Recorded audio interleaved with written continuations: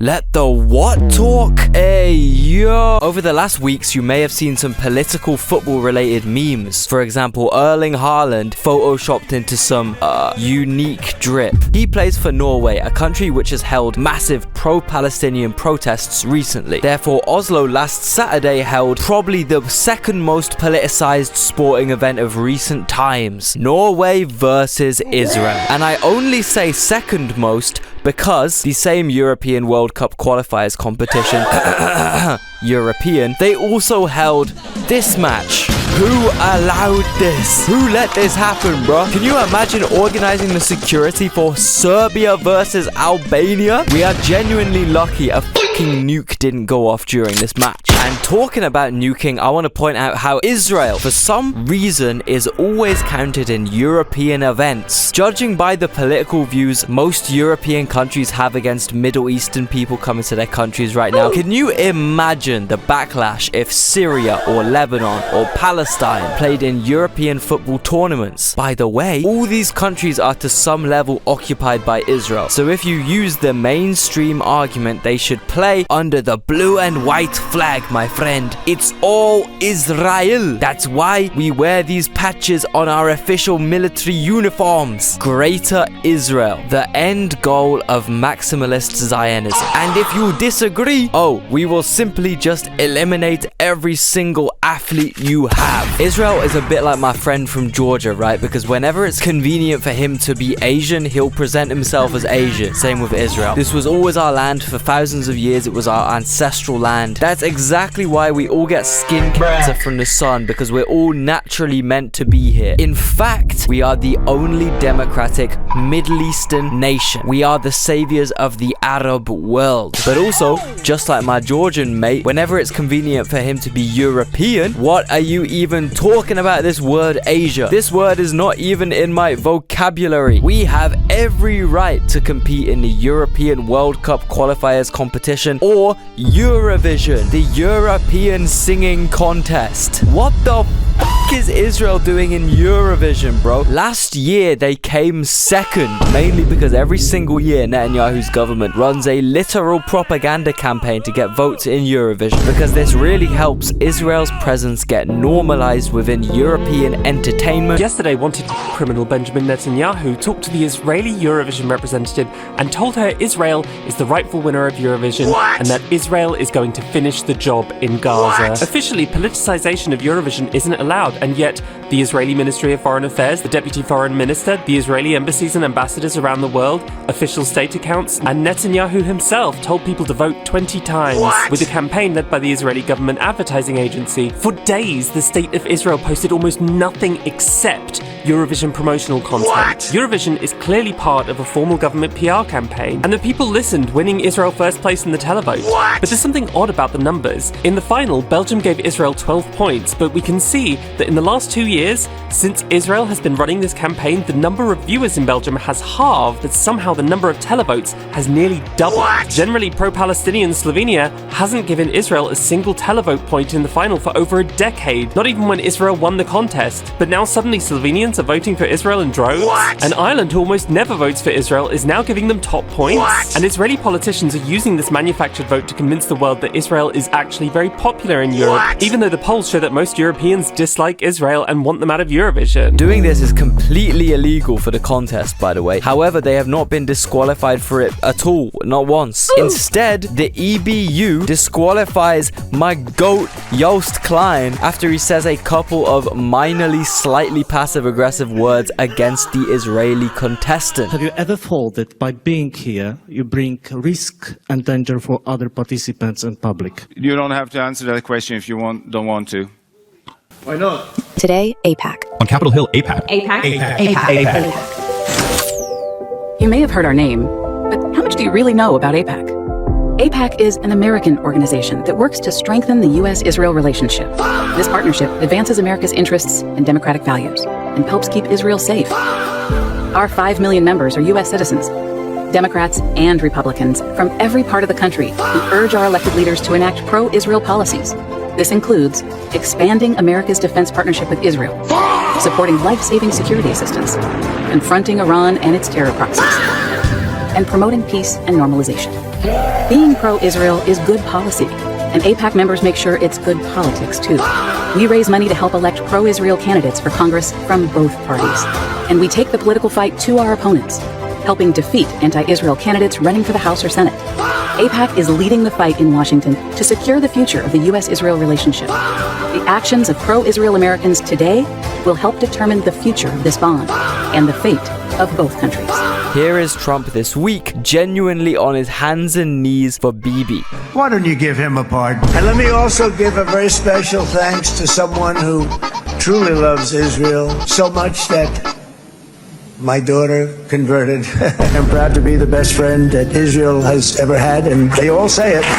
I authorized the spending of billions of dollars which went to Israel's defense, as you know. I mean, Bibi would call me so many times, can you get me this weapon, that weapon, that weapon? Some of them I never heard of, Bibi, and I made them. But we'd get them here, wouldn't we? Huh? And they are the best. They are the best. But you used them well. It also takes people that know how to use them. And you obviously used them very well.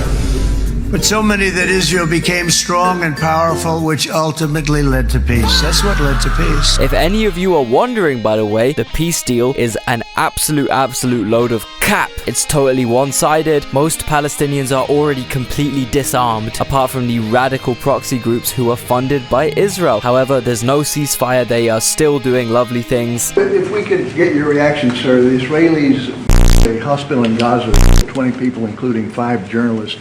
When did this happen? This happened overnight, today. I didn't know that. Any reaction to this? Are you Well, going I'm to not talk happy to about it. Prime I don't want to see it. At the same time, we have to end that whole nightmare. I'm the one that got the hostages out. I got them out. All of them. Hostages freed just means now anywhere in Gaza can be struck with no backlash from the Israeli public. Maybe let's also compare the state of each side's hostages, and how can we talk about aid being let into Gaza when less than half the promised aid trucks are actually being allowed past the border? Also, how can we talk about the area being safe when the homes are now mainly all unstable piles of rubble? There's no hospitals, libraries, schools, all whilst the average Gazan male age is now 14. Oh, and most importantly though, remember Americans, just remember, the real saviors, the real people you should be bowing down to right now and thanking. Qatar was a tremendous help to getting this done. I hope people can realize that. And it was very tough and very dangerous for Qatar. They were very brave, and their leader, the Emir, was very brave. And Qatar should start getting some credit. Look, they may or may not have the best airline on planet Earth. I mean, President Trump will be the first person to confirm this fact. However, look, take this from me, a Brit, yeah? We have a lot of experience with these guys, Qatar. Trust me, you don't want a London situation. Yeah, it's almost like private investment like this is what makes the UK completely unlivably expensive right now. And the super popular new right-wing party in the UK, Reform, based their entire agenda on increasing private investment. Oh, wait, sorry, my fault. I should be focusing on the boats coming over the 7 seas, mate, the invasion. Look guys, all I'm saying, we might not want a fucking Qatari military base on our soil. Just an idea, just a crazy thought I had. Maybe we don't want to give away like huge sections of our sovereign land to Qatar in return for billionaires getting favors. Also proud that today we're announcing we're signing a letter of acceptance to build a Qatari Emiri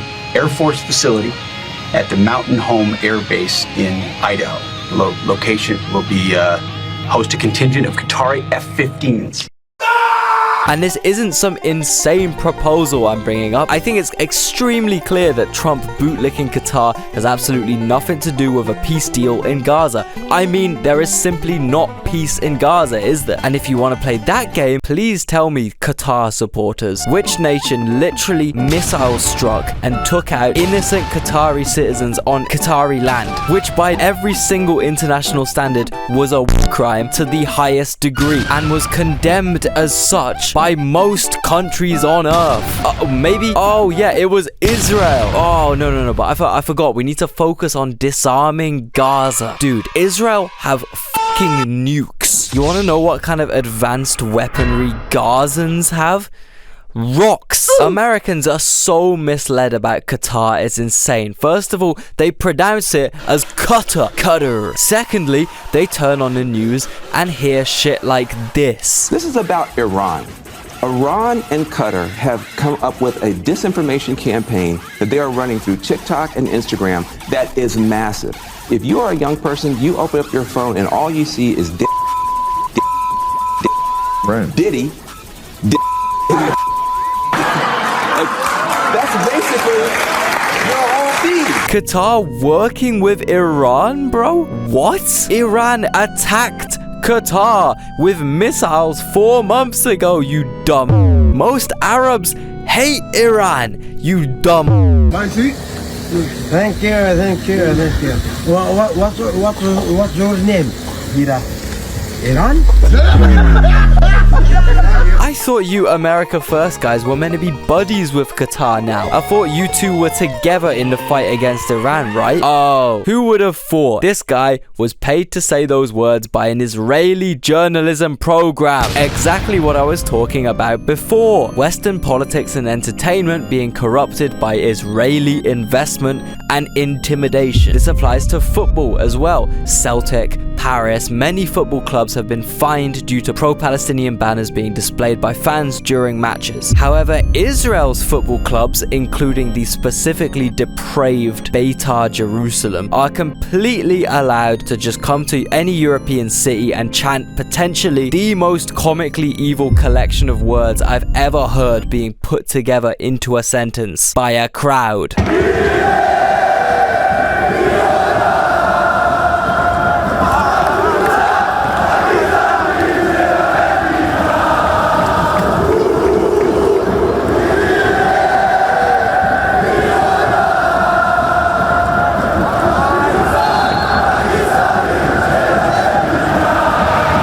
You have to be collectively so demonic and deranged to invent chants like this. How do you even come up with this, bro? Who was the first guy to chant those words? It's like, who was the first guy to figure out that taurine gives you energy?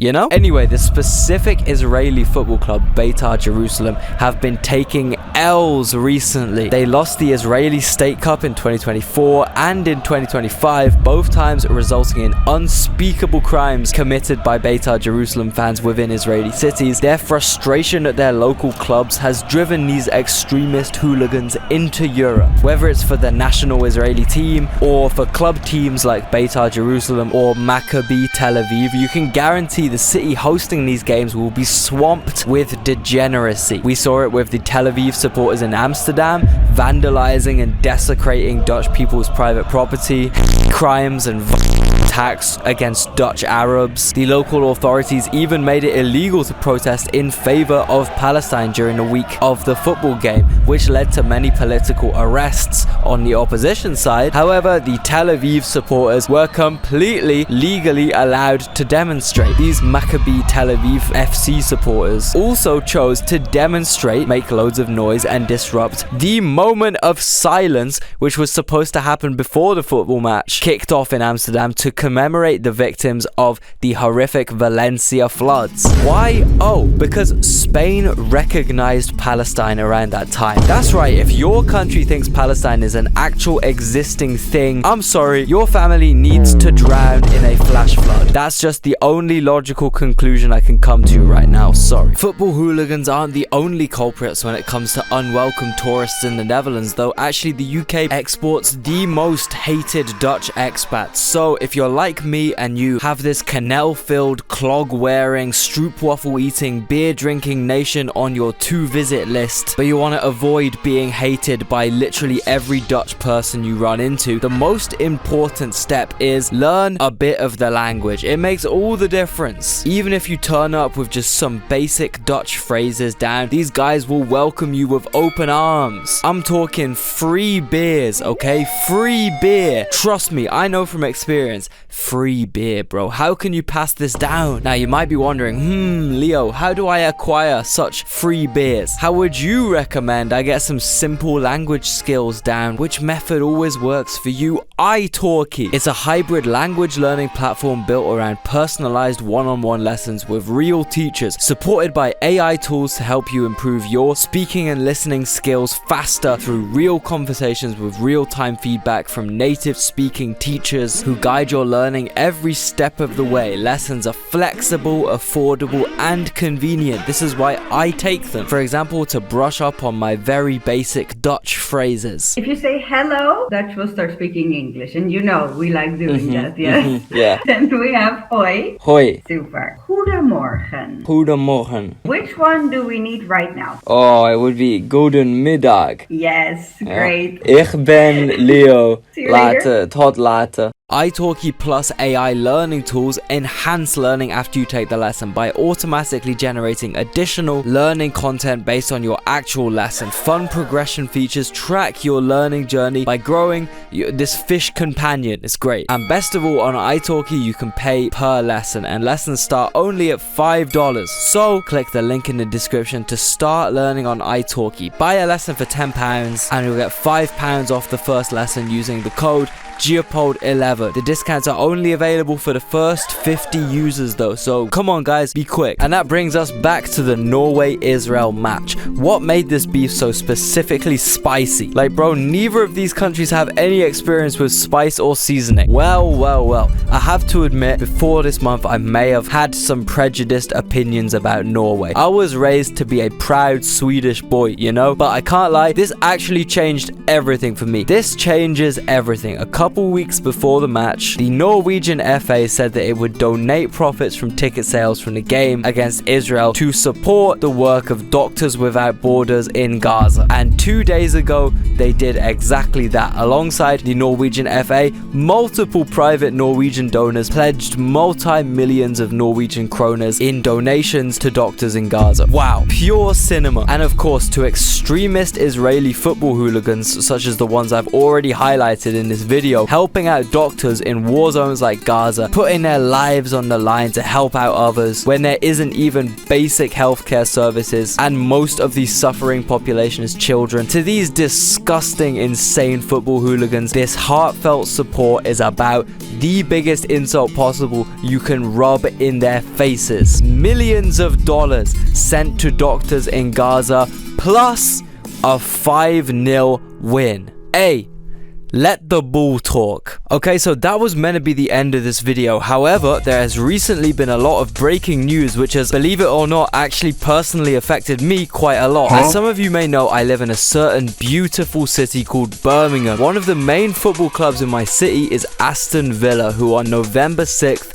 are set to play Maccabi Tel Aviv in Villa Park Stadium, which is in the northern east side of Birmingham. Now, if you guys know anything about Birmingham, you'll know it's one of the most culturally diverse places on earth. It's kind of an artificial city that historically doesn't date back too far. Most people that live here have roots somewhere else, including me. It's also quite a poor city. Ever since the Industrial Revolution, we've been one of the most working class cities in the UK. The poverty rate is extremely bad here, so we get a lot of shit. If you look from the outside in, I can see how Birmingham appears to be quite a shithole. Why I'm angry? Don't ask me why. I've just woke up in a fucking steaming mood, yeah? Because I live in a shithole! Do you know what I mean? Birmingham is a fucking shithole! I hate the fucking place! I fucking hate it! It's full of dickheads! I fucking hate it! But most of this narrative is kind of sensationalized. You know, YouTubers come here and go to the worst areas possible, have friendly interactions, but just focus on the trash which litters our streets. Look at all that in the bush there behind me, guys. Birmingham just seems to be like one big rubbish dump. The moment you step outside the city centre, there's just rubbish and crap everywhere. Lovely.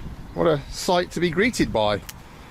Flipping heck. And then blame that trash on brown people who've lived here for many generations, in some cases 100 years or even more, built the entire city up, created new foods and cultural identities that you can't even find outside of Birmingham. Yeah, Birmingham was probably booming back in the 1950s, post-World War II. How to put it delicately, it doesn't feel very British, let's put it that way.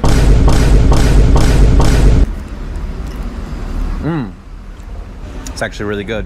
Their existence is definitely the reason we have rubbish on our streets. Nothing to do with how the bin men haven't collected the bins genuinely in years, because they've been on strike and the local council is bankrupt because of the ridiculous spending and underfunding from the UK government. Oh yeah, but it's way easier to simply blame brown people, isn't it? So now you understand the general attitude that outsiders come to Brum with. You can imagine letting the world's potentially most racist group of people in existence come here and attend a football game is kind of risky for the safety of Brummies mainly. I mean, look how Amsterdam went. Multiply this by 20x and you have the potential horrors of November 6th, 2025 in North Birmingham. The other big issue is Birmingham is probably the most pro-Palestinian place I've ever been. The entire reason the whole English flag hanging bullshit started in the city was because outsiders from villages in Worcester or Stratford or Stoke, etc., started coming to Birmingham and tearing down Palestinian flags, replacing them with UK flags out of patriotism. So like, if you think Israeli football fans and locals ideologically clashed in Amsterdam, oh boy, Birmingham is probably the worst place on earth for these guys to come, I can't lie. So because of this, the local safety advisory group, comprising of police, city council, stadium authorities, etc., has classified the fixture as high risk, and as a result they've decided no away fans,